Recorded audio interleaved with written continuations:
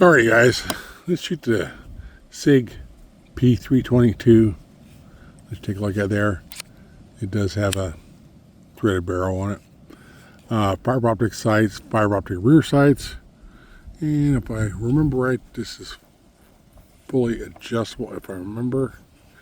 Yeah, I also shot this one too. Here's you get your magazine release right here. Of course I ain't got nothing in it right now. Slide lock on both sides right there. And looks like the safety too. This gun shot pretty good from where I remember how shooting it.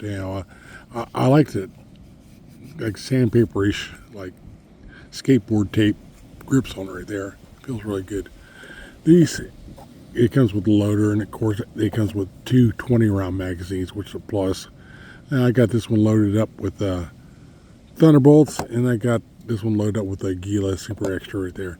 Now you got, like I say, the loader right there if you want to use it. It really does. You can load it by it without that loader. Now, it doesn't really get tight till you get down to the almost fully loaded. So I want to see what we can shoot here. Get you kind of set up here a little bit. Let's see what we can do here. You kind of see that sun's right there at that lowest part in the sky.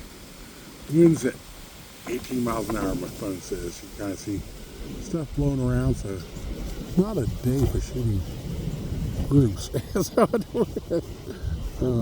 Yes, I need to pull my steel. Yeah, I think I got some paint in the filter so over that. I just haven't got around doing it. I gotta hang some of the steel too. Let's start off with Thunderbolts. Yeah, by golly, with these fiber optic sights, like these old eyes can see way better.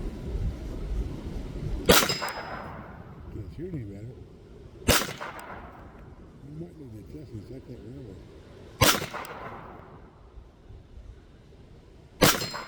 There it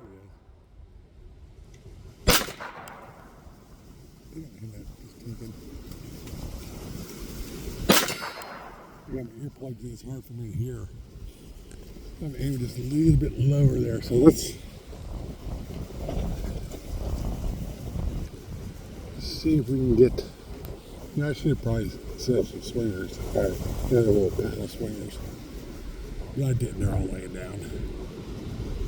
Kind of rushing. I got a bunch of these videos I want to do before it's later in the evening.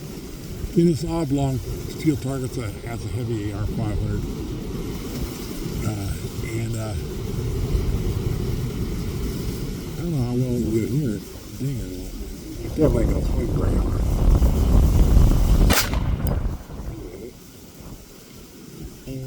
Okay, I had a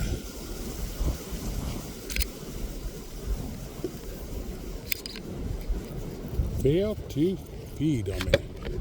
Damn.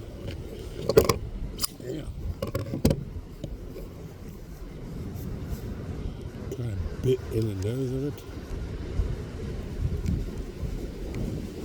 I don't remember if I failed feeds on this gun here. I do remember occasionally having to hold the top of it.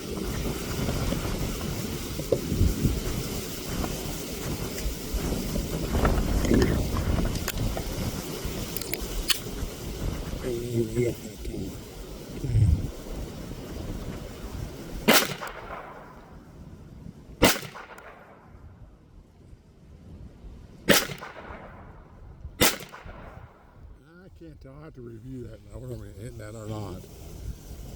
Let's go back on over here.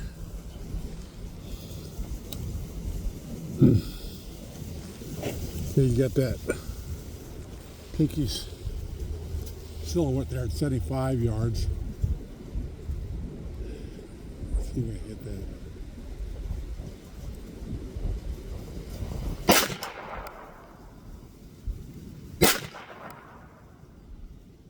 Look at my earplugs in, so my hearing are really great with this wind going around me. So.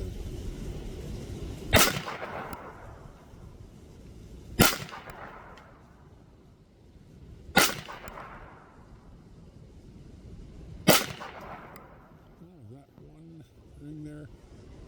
Maybe, maybe not. Okay, right down below, I'm going to try to hit that gong there. Yeah, I know it doesn't have a real high ring for the 22s right there. You might be able to see it swing a little bit if I'm able to hit it.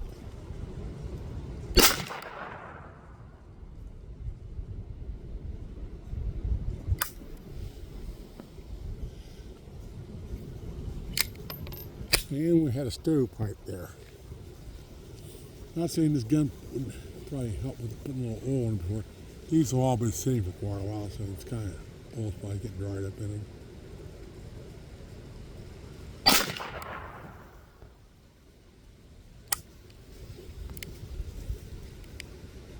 And that was a click. Okay, it just didn't eject it.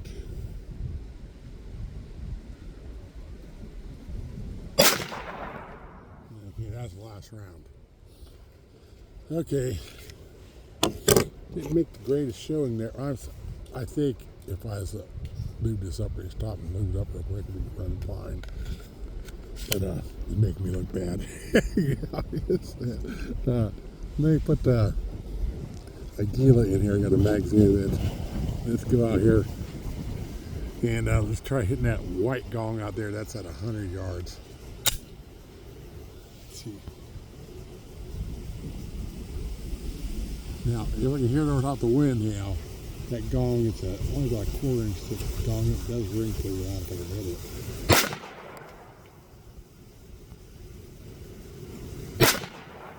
Is that a hit? I have to review it, watch it myself.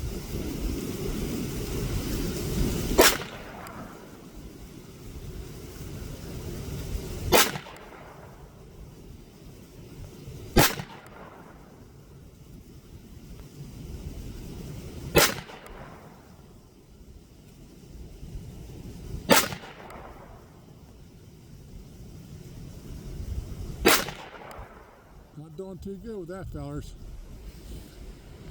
That I can tell. So, I always took out a few more area here. I don't know. See that big red one, that big round one down there against the tree there? Now that's not a true gong. That's the piece of steel cut off a water tower. Well, if they didn't want that steel cut off their water tower, they shouldn't have shut my water off. Right? I don't know. Let's see if we can hit that thing. I don't know. That's 110 yards.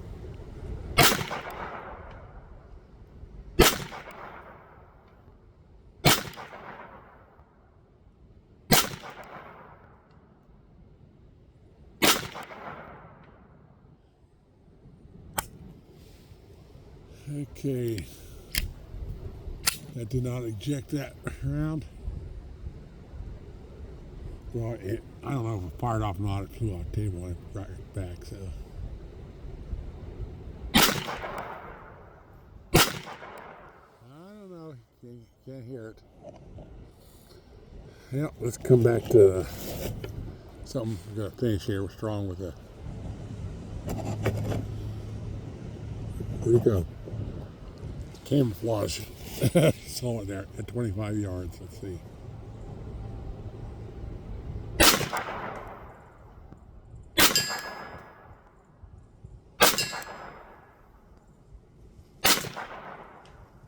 And that was the last round.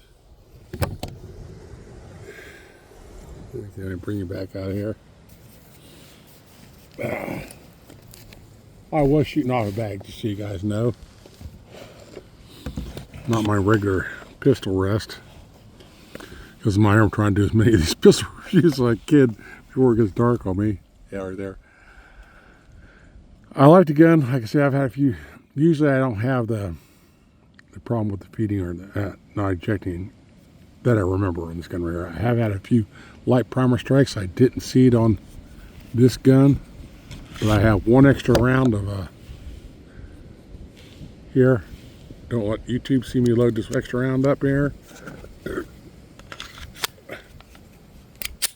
This is the last of my I'm just looking through the camera here shooting and can give you a point of view without shooting my table.